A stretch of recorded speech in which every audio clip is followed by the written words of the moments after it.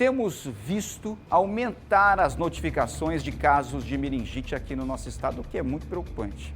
Mas você sabe quais são os sintomas e os cuidados que devemos ter com essa doença? Eu vou chamar para esse papo aqui o Carlos Daniel, ele que está ao lado de uma especialista para poder falar e explicar um pouco mais sobre esse assunto muito importante, como eu disse, muito preocupante também, né, Carlos Daniel?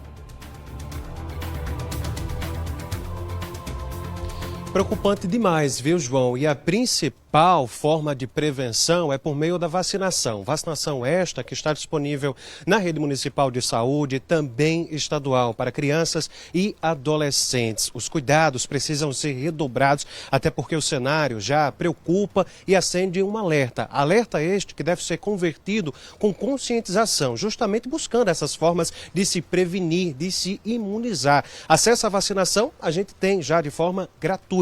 Por isso que eu vou conversar a partir de agora com a Júlia Chaves, que é infectologista da Secretaria Estadual de Saúde. Júlia, bom dia. Qual o cenário atual aqui na Paraíba quando a gente fala de meningite? Bom dia, Carlos. Bom dia a todos. O cenário não está maior que o ano passado, então o número de óbitos em 2023 foram 8. Desses 8, 5 crianças menores de 1 ano. Então a importância de você vacinar na época certa a sua criança. Esse ano são 2 óbitos confirmados, mas temos 4 em investigação. Então vai se aproximar aí o número do ano passado, provavelmente. Então eu faço um apelo para as mães, vacinem suas crianças. A gente está vendo a taxa de vacinação menor, cada ano que passa menor, principalmente nos interiores. Na capital a gente tem um índice de aceitação maior, mas no interior a gente tem essa deficiência. Então, vacine sua criança em dia, no período certo, para evitar muitas doenças, não só a meningite. Várias são evitáveis com a vacinação. E para a gente entender o que é a meningite? Certo. Todo nome que termina em ite é inflamação. Então, conjuntivite, meningite é o quê? Inflamação das meninges. Aqui tem um cérebro, tá? Então, por cima tem 3 camadas meninges que protegem o cérebro contra acidentes, infecções, tá? Então, quando essa membrana está inflamada, a gente chama meningite, que é uma doença grave, letal e que é prevenível. Infectologista, a senhora explicou um pouquinho para a gente com relação ao cenário do ano passado. Com relação a 2024, esse cenário ele se pode comparar, já preocupa mais? Como está se comportando a doença com relação ao ano passado na atualidade? Em relação ao ano passado, tivemos uma queda, certo? Esse ano. Porém, tem um índice de vacinação que cada ano que passa está menor. Então, nos preocupa. Se não atentarmos para isso, possa ser que aumente. E quais os cuidados com a doença?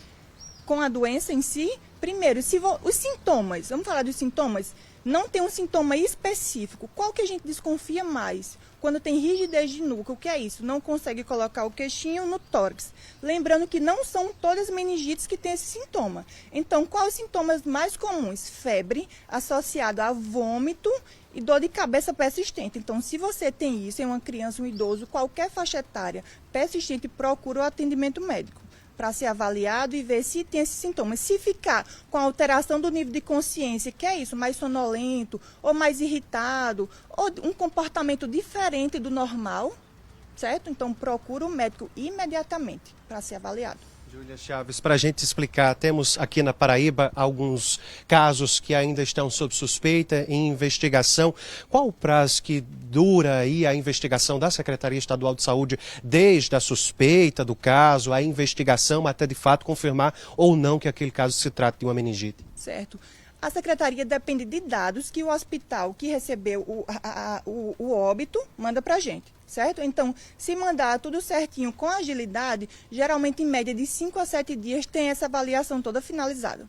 Júlia Chaves, obrigado pela participação e a informação ao vivo aqui no Correio Manhã. A gente continua falando sobre esta doença, sobre formas também de prevenção. O Simon Cavalcante preparou uma reportagem contando um pouquinho mais sobre a importância de se vacinar e se prevenir. Vamos acompanhar.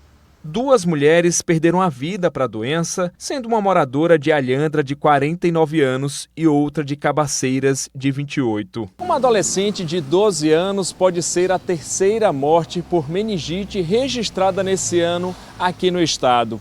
Ela estava internada com sintomas da doença no Hospital de Trauma de Campina Grande e morreu na sexta-feira passada.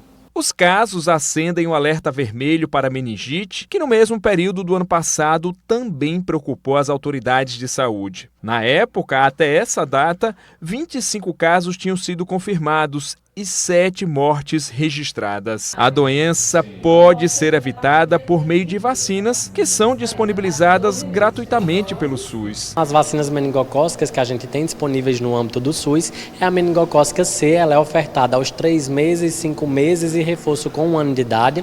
Já para a população de adolescentes de 11 a 14 anos de idade, nós temos a vacina meningocócica ACWY, que ela é quadrivalente e protege contra esses 4 sorogrupos, sendo ofertado em dose única. Então a gente faz o chamamento à população porque essa vacina está disponível em todas as salas de vacinas aqui da capital. Na rede privada, os imunizantes também estão disponíveis e atendem a uma faixa etária maior, entre 3 meses e 50 anos. A gente vacina contra a meningite tipo A, B, C, W e Y, que são os meningococos que causam a meningite bacteriana.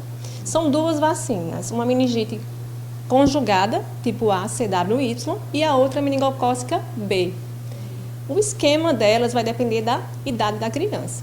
Se a criança tiver até 2 anos de idade, ela vai realizar 3 doses de meningocócica B. Se ela tiver mais que 2 anos de idade, apenas 2 doses. Isso até 50 anos de idade é indicado realizar a meningocócica B. Já a meningite ACWY, para crianças até 12 meses, são 3 doses. 12 aos 24 meses, 2, e acima de 24 meses de idade, até 50 anos, é apenas 1 dose. Nesta clínica especializada, as doses das vacinas custam entre R$ 450 e R$ 800.